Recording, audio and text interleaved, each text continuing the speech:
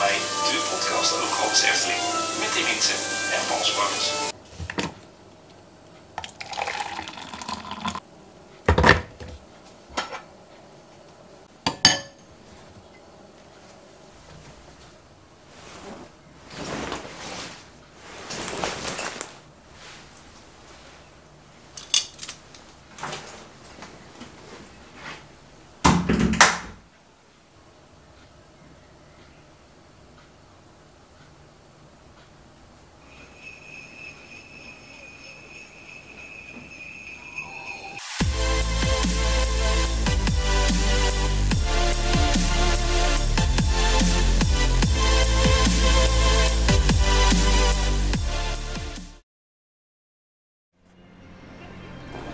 Ja, een hele goede morgen.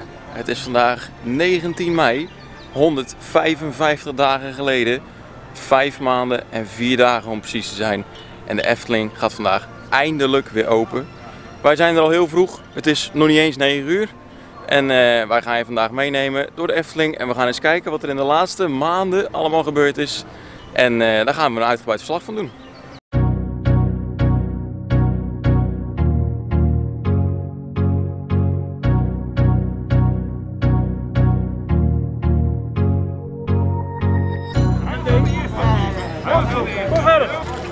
Illumina Fantasia!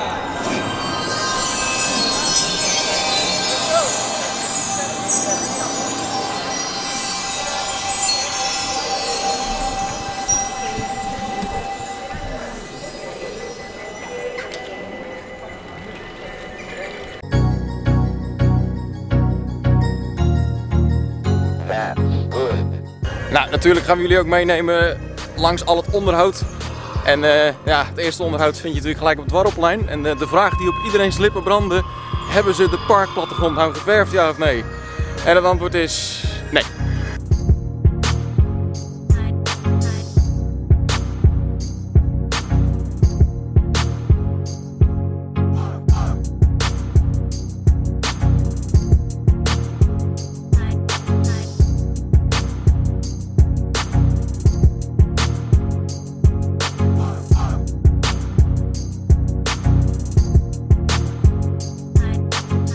Nou, het is zover. De hekken zijn net open gegaan en het rondje is begonnen. Het rondje begon bij Symbolica, die is natuurlijk dicht. Normaal ga ik daarna door naar het Spookslot en Fabula. Ook die zijn dicht. Ben ik doorgelopen naar Diorama. Die lijkt in eerste instantie open, maar ook die is dicht. Er zijn wel een paar dingen die opgevallen zijn. Zo is er bij het Dwarrelplein een nieuwe fotokiosk. Daar kan je je foto's halen en kopen die je gemaakt hebt bij de kiosk waar de Efteling figuren staan. En in de wc zijn lachspiegels geplaatst bij de kinderen, bij de wasbakken van de kinderen, voor een wat leukere handenwaservaring.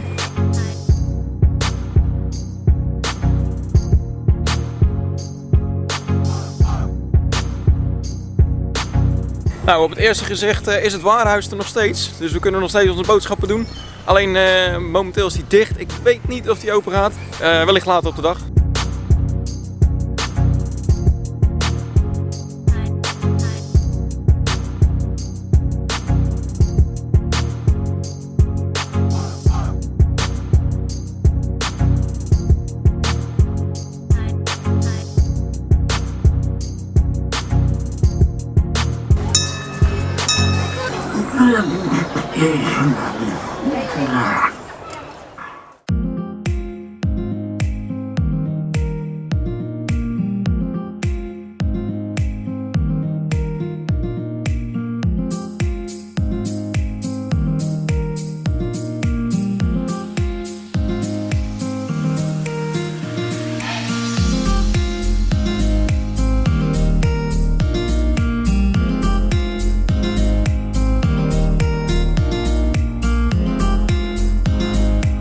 Nou, het eerste gezicht in het Sprookjesbos valt er niet zo heel veel op. Ja, het ziet er gewoon kei netjes uit. Alles is netjes schoon en het ziet er gewoon mooi uit. Een paar dingen die wel gelijk opvielen. Kleine boodschap, die is geverfd. Die ziet er weer helemaal top uit. Wat betreft de binnensprookjes is het niet helemaal duidelijk. Zo is Herberg de Ersteling en Sneeuwwitje wel open. Spiegeltje, spiegeltje, aan de wand. maar Assepoester en de Indische waterlelies hier achter mij, die zijn wel dicht. Wat verder ook nog wel te benoemen valt, is dat de moestuin van mevrouw Holle op het moment echt een oerwoud geworden is.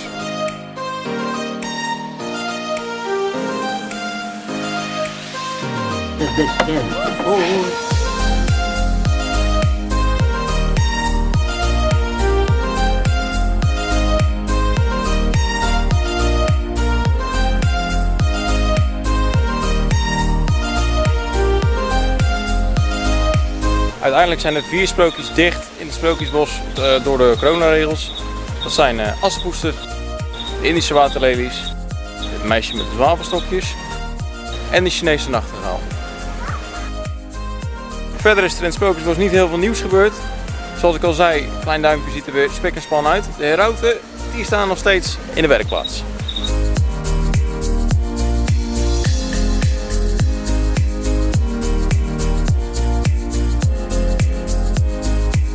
We zijn momenteel op het Ton van de Venplein en ja, hier is eigenlijk niets open. Droomvlucht achter mij is dicht, Villa Volta is dicht en Ravelijn is ook dicht. Om die reden hebben ze een terras neergezet midden op het plein, zodat je toch je mensen nog kwijt kan en je kan nog iets. Wat wel kan is een ritje maken in de stoomtrein.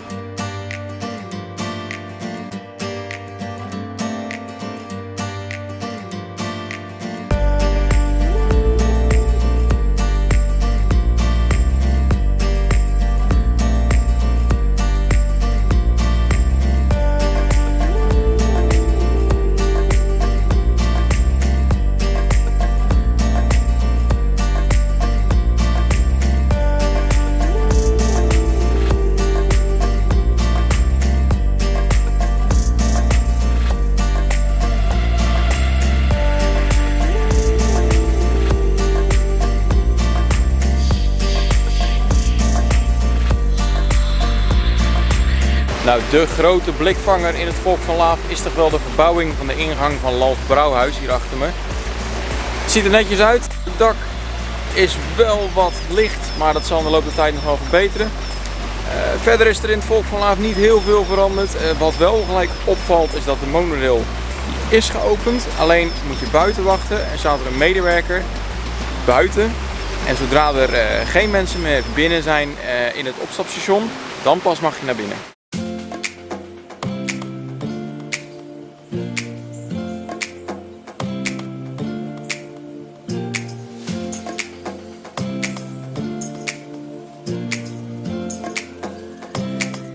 We staan hier midden op het Reizenrijkplein en hier is het eigenlijk hetzelfde als op het Anton Pieckplein. Redelijk dode boel. Vogelrok is dicht, Carnavalfestival is dicht, München Carnival is wel open. En wat niet geheel onvermeld gelaten kan worden is dat bij Jokies Wereld zit een bijzonder irritant piepdingetje. Ik ben eventjes gevlucht voor de regen en de onweer. Het enige probleemmoment is dat alleen maar buitenattracties open gaan. En die gaan met onweer bijna allemaal wel dicht.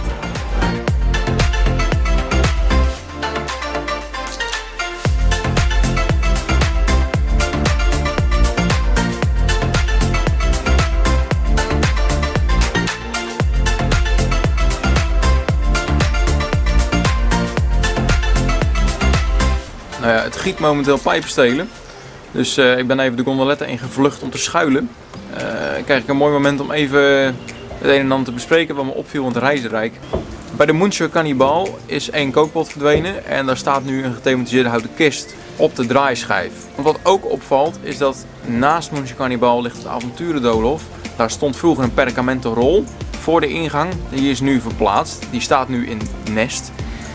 En die perkamenten rol die is vervangen voor een houten klapbord.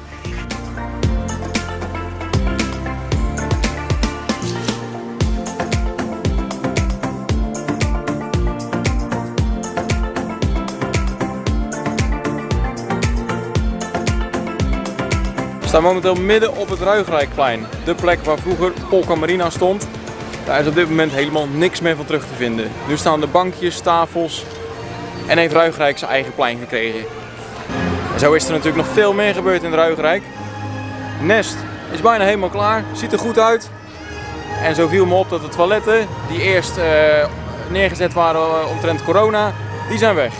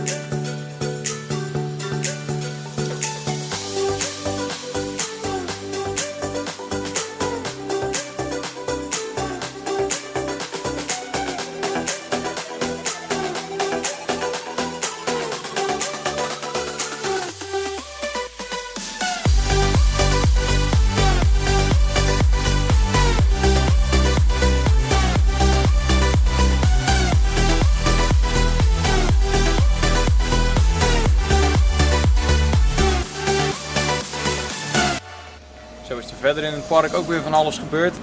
Het mag denk ik wel een klein wondertje heten dat Inca Gijs het weer doet. Dit ding heeft echt mega lang stilgestaan. De Super Shooter die in de wachtrij van Max en Moritz stond, die is helemaal weggehaald.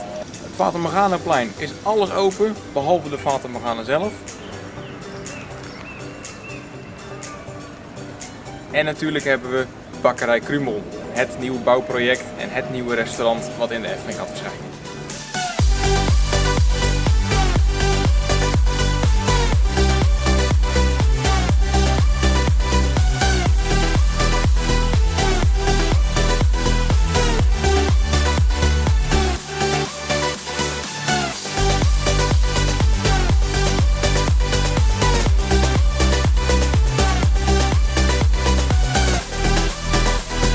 Het viel me op toen ik langs de maskamer liep dat daar het oude Efteling miniatuur zat opgesteld.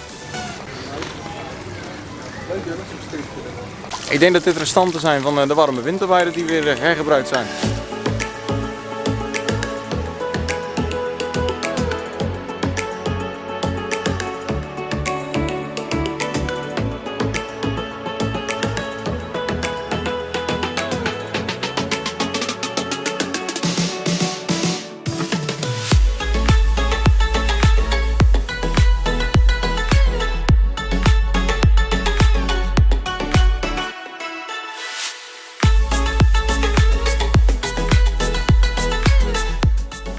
Ze hanteren bij de Baron hetzelfde systeem als bij de monorail van het Volk van Laaf.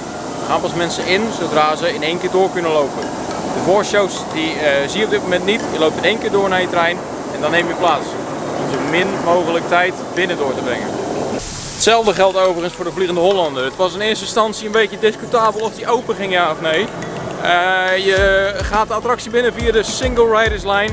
Je gaat niet door de andere wachtrijen. Op die manier ben je ook zo min mogelijk binnen. En ja, is het dus toch coronaproof.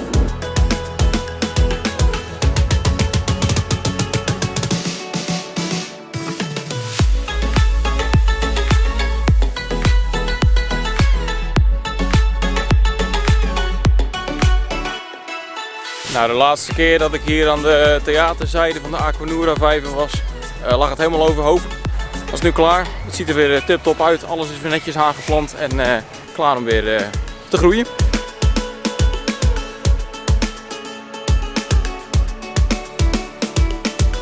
Oké, misschien toch niet overal.